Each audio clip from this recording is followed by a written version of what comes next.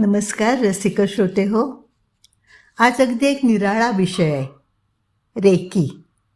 लेखक आहेत सुरेश वैद्य. रेकी ही एक जपानी उपचार पद्धती आहे जी सार्वभौमिक जीवन ऊर्जा या संकल्पनेवर आधारित आहे.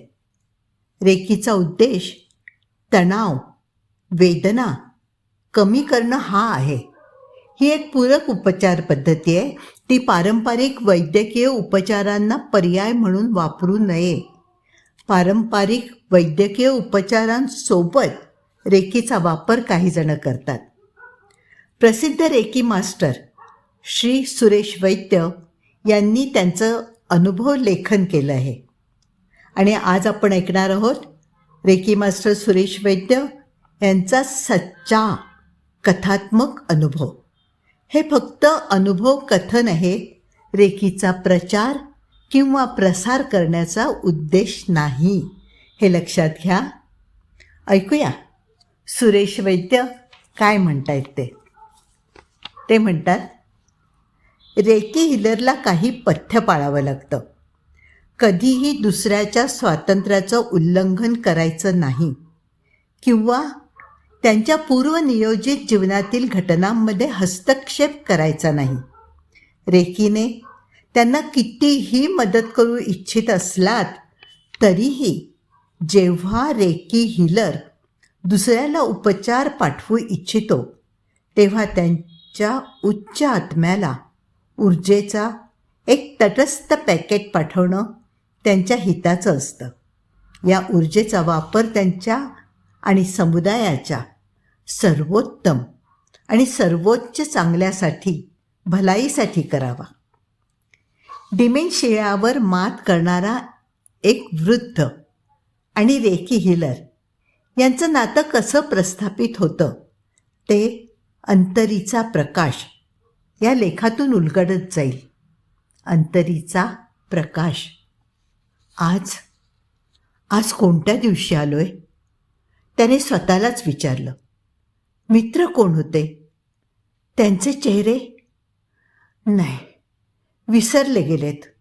सगळे चेहरे विसरले गेले. डोळ्यांसमोर फक्त धुकं, आठवणी, लपत येणाऱ्या. एकटेपणा. हो हो हो एकटेपणा. पण आता तो अनोळखी नाही राहिला. तोच माझा ओळखीचा झाला आहे. कधी वाटतं शरीर हरवत चाललंय,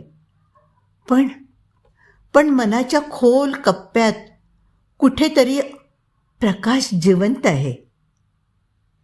दूर कुठेतरी एका ध्यानस्थ रेकी हिलरने हात जुळवले. रेकीच्या शांत स्पंदनांनी त्याचं अंतरंग भरून आलं. तो मनात म्हणाला, देवा, मी वाहक आहे. माझ्या अंतरातून एक दिव्य स्रोत त्याच्यापर्यंत प्रवाहित होऊ दे. हे त्याच्या आणि विश्वाच्या सर्वोच्च हितासाठी असू दे. स्वीकृती त्याची, निर्णय त्याचा. त्या वृद्धाच्या मनात त्या रात्री काहीतरी अनोखं घडलं. झोपेमध्ये नाही, प्रत्यक्षात एक प्रवेश झाला होता. प्रकाशाच्या मार्गात, शांततेच्या दिशेने. त्याला जाणवलं, पाय जमिनीपासून अलगद सुटले. भूत, भविष्य काही नाही, फक्त शुद्ध वर्तमान. पायऱ्या उमटल्या. पाय त्या पायऱ्यांवर तरंगले. एखादा स्पर्श त्याच्या शेजारी होता. अदृश्य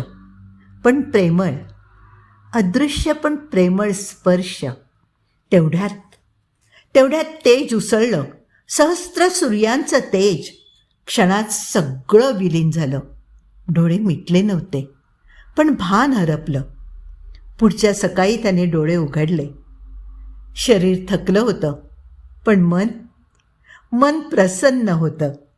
एक नवाच प्रकाश आत जळत होता. मी कोण आहे? नाही, हे अजून त्याला माहीत नव्हतं. पण मी असणं याची त्याला पूर्ण खात्री होती. तो उठला, चालायला लागला, कोणाच्याही सोबतीशिवाय. पण आता तो एकटा नव्हता. कोणीतरी साथीला होतं, अनाम, अज्ञात. दूर कुठेतरी रेकी हिलरने डोळे उघडले. काहीही सांगितलं गेलं नव्हतं, कोणताही प्रतिसाद नव्हता, पण त्याच्या अंतर्मनात शांत हसू उमटलं. त्याने स्त्रोत स्वीकारला. हो, त्या वृद्धाने तो स्त्रोत स्वीकारला.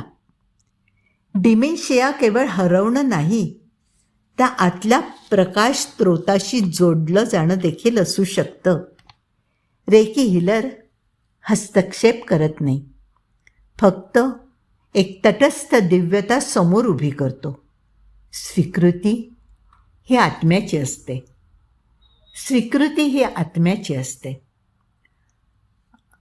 अनुभव कथन इथे संपलं आहे, पण अनुभव मात्र संपलेला नाही. रेकी हिलरचा आणि त्यांच्या संपर्कात येणाऱ्या इतरांचा अनुभव सुरूच राहतो. पुन्हा भेटूया नवीन एखाद्या कथेसह किंवा अनुभवासह.